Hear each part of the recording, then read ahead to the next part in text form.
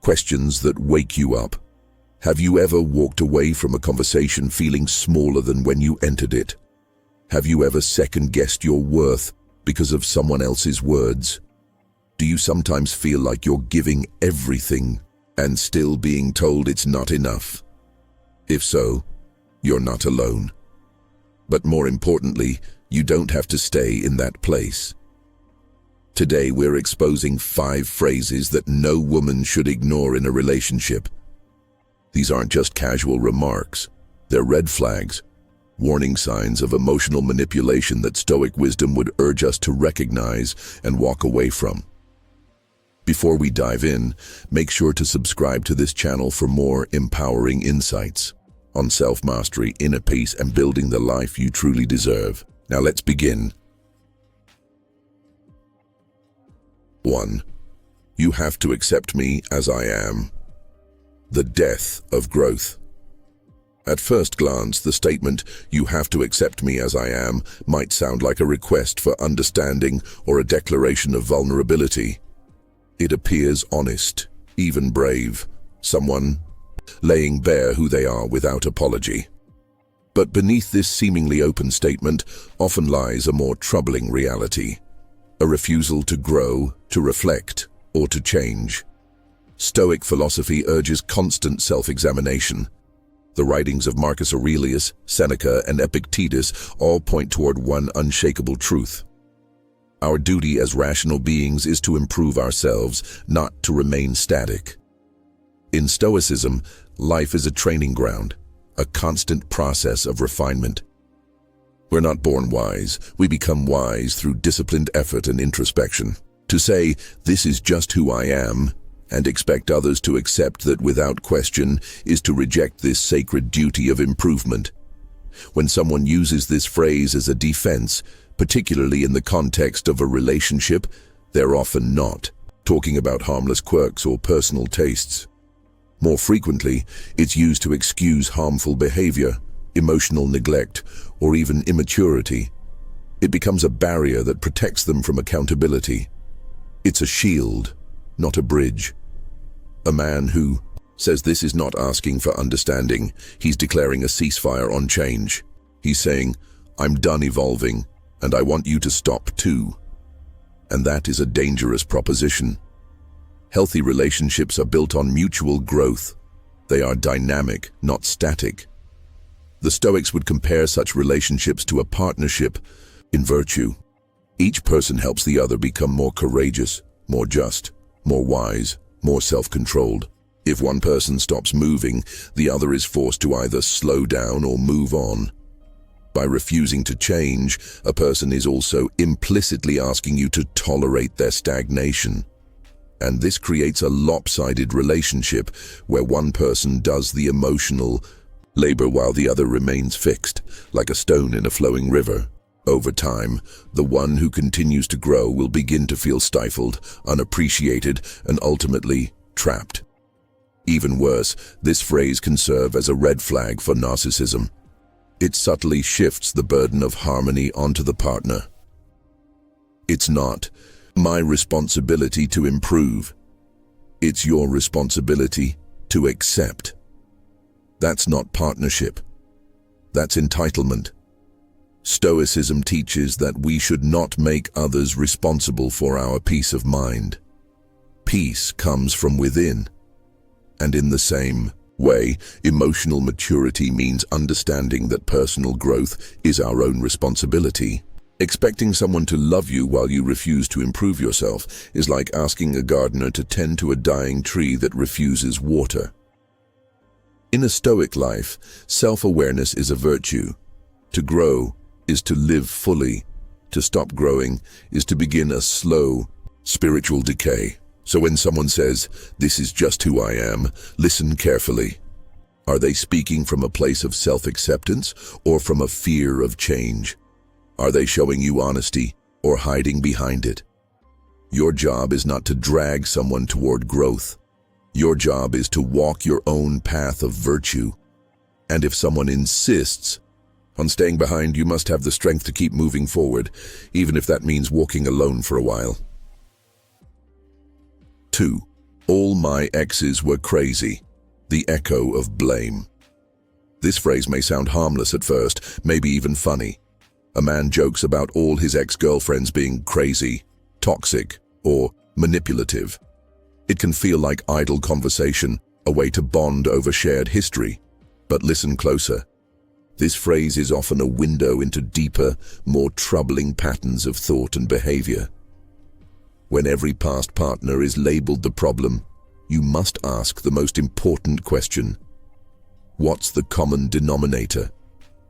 In Stoic philosophy, the wise man turns inward. He takes ownership of his role in every situation. He understands that external events are not always under our control, but our reactions and choices are. If someone tells you that every ex was unreasonable or harmful, yet takes no personal responsibility, it reveals an unwillingness to reflect and grow. People who deflect all blame live in a prison of their own ego. They are forever the victim, never the student. The danger is that this mindset does not stop at the past. It carries forward. If you enter a relationship with someone like this, you can expect to be the next crazy ex. Not because you are, but because that's the only story they know how to tell. This man isn't talking about his exes. He's talking about himself, about his lack of emotional maturity, his inability to handle conflict, and his fear of accountability. What sounds like gossip is actually a confession. Stoicism teaches us that blame is often a sign of weakness.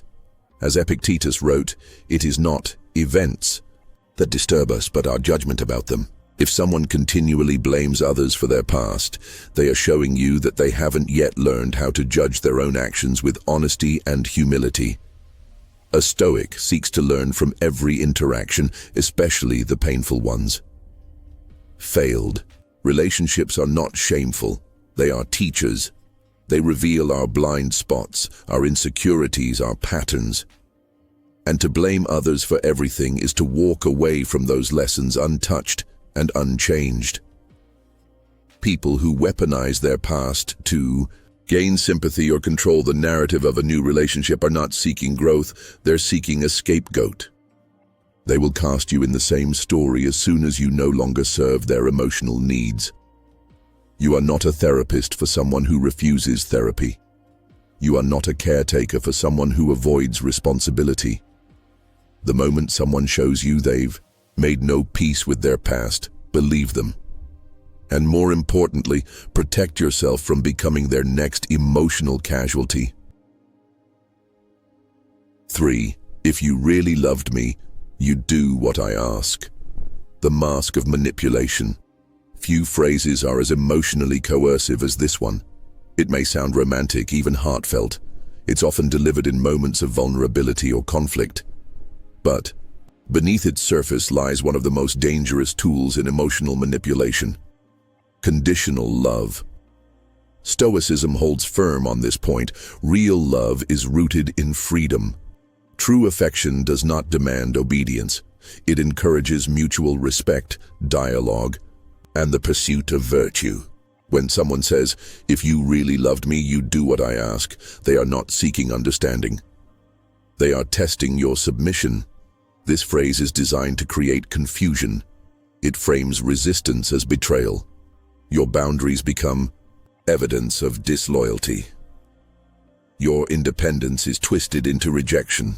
It's a form of emotional blackmail, where love is no longer freely given. It is held hostage.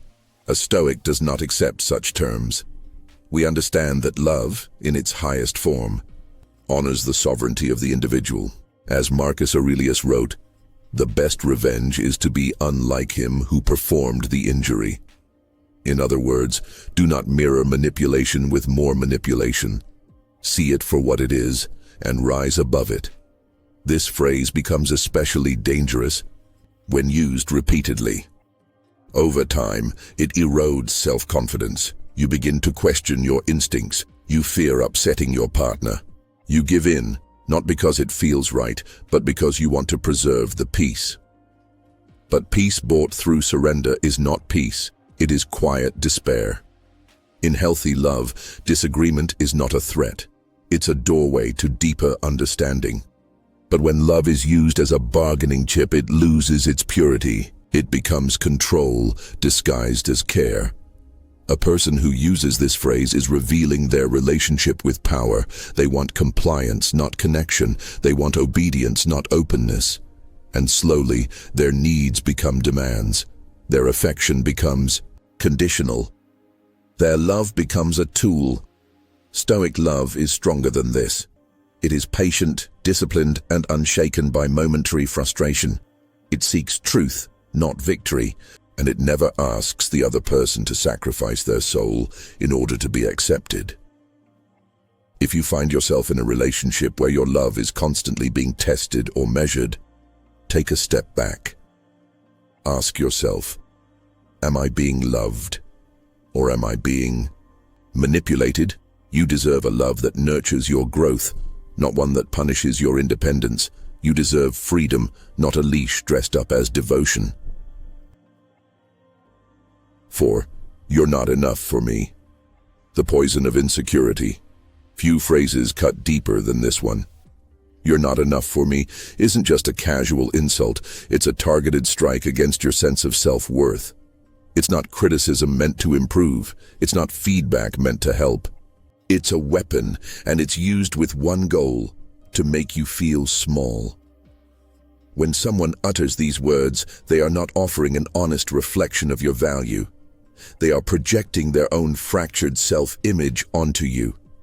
This is not about you at all. It's about them. The person who says this is likely dealing with their own feelings of inadequacy, their own internal void.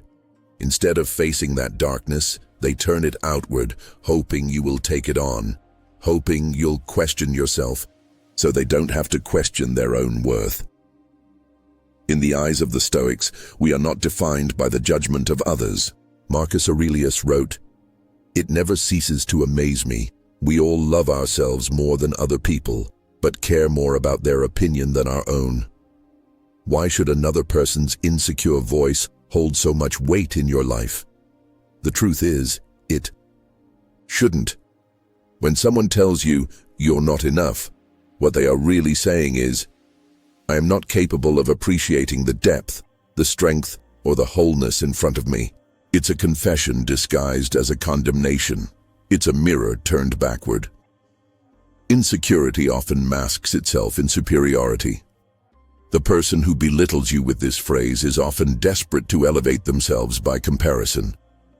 But no secure, emotionally mature individual would speak this way to someone they truly care about. Emotional health involves empathy, understanding, and the ability to express needs without tearing someone down. Stoicism reminds us to focus on what is within our control, and your self-worth, your internal compass, is within your control. You cannot control what others think, feel, or say, but you can control your reaction. And when faced with a phrase like this, silence is often the strongest reply. Not out of weakness, but out of strength. There is nothing to prove. Imagine someone pouring a cup of poison and offering it to you. You wouldn't drink it. So why accept verbal poison? Words like these are toxic. They are meant to destabilize you, to make you question your adequacy, to make you cling tighter to someone who offers you less and less. It is a trap, a distortion of reality that leaves you feeling like you're always falling short. The Stoics would urge you to take a step back and observe, not to absorb, but to understand. Recognize the game being played and step off the field. If someone cannot recognize your value, that is their blindness, not your blemish. Remember this: your presence is not a problem. Your honesty, your kindness, your effort, none of these are deficiencies. If someone cannot receive them, they were never equipped to begin with. The issue lies in their cup being too small, not your ocean being too vast. So when you hear this phrase, "You're not enough for me," do not argue. Do not chase. Do not plead for validation. Instead, stand still, breathe, And remember who you are. You are not defined by someone's inability to appreciate you. Walk away with your head held high, knowing this. You were never not enough. They were simply never ready for someone as whole as you. 5. Do whatever you want. The trap of passive aggression. At first glance, it sounds like freedom. Do whatever you want. It seems permissive, even supportive. But listen more closely. It's not what's being said. It's how it's said. This phrase is often loaded with bitterness. It's not genuine approval. It's not loving flexibility. It's punishment wrapped in indifference. A veiled warning that whatever choice you make, you'll pay for it later. This is passive aggression at its finest. The speaker doesn't want to appear controlling or confrontational, so instead, they hand you a riddle, a trap. If you act on the surface meaning of the words, you fail the unspoken test. And if you hesitate or ask for clarity, you're accused of overthinking. Stoicism warns against such emotional traps. Epictetus emphasized the importance of clear thinking and honest dialogue. Passive aggression thrives in the shadows. It can't exist in the light of reason and self-awareness. The person using this phrase may be trying to manipulate you without taking responsibility for their feelings. Rather than say, "I feel uncomfortable with this decision," or "I'm worried about what might happen," they force you into a guessing game. They want you to intuit their discomfort while pretending they're indifferent. It's not communication. It's emotional sabotage, and it works, at least temporarily. You begin to question yourself. You wonder, am I being selfish, or did I just hurt them? You begin policing your actions, tiptoeing through conversations, trying to decipher their unspoken rules. But here's the thing, that confusion is by design. The more uncertain you become, the more power they hold. The Stoics believed in simplicity of language and purity of intention. Seneca wrote, "If you wish to be loved, love." The same applies to communication. If you want clarity, speak clearly. If you want peace, don't sow confusion. A relationship cannot thrive in a field of emotional landmines. It needs honesty, transparency, and a shared desire to understand. If someone regularly speaks in riddles, if every disagreement turns into a test, you are not in a relationship. You're in a battlefield disguised as one. So how do you respond to the trap of do whatever you want? First, remain calm. Recognize it for what it is, a test of your emotional clarity. You are not required to play along. Second, respond with honesty. You might say, "It sounds like you have an opinion, and I'd rather hear it directly." This doesn't escalate. It invites clarity. Third, if the pattern continues, take a deeper look at the dynamic. Why are you being tested instead of trusted? Why are they more invested in scoring emotional points than building understanding? You deserve relationships where clarity is not punished and where direct communication is welcomed, not weaponized. The path of the Stoic is not to dominate or manipulate. It is to live with integrity, reason, and peace. Anyone who consistently introduces confusion into your life is not contributing to your peace. They are chipping away at it. In the end, your peace is your responsibility. If someone tries to destabilize it with cryptic language and emotional traps, walk away with clarity. You are not here to decode someone else's silence. You are here to live in truth. Choose clarity. Choose calm. Choose you. Protect your peace. Walk with wisdom. Here's the truth. You don't have to stay where your spirit is slowly dying. You don't have to earn love by losing yourself. You are not too much. You are not too little. You are enough, exactly as you are, growing, learning, evolving.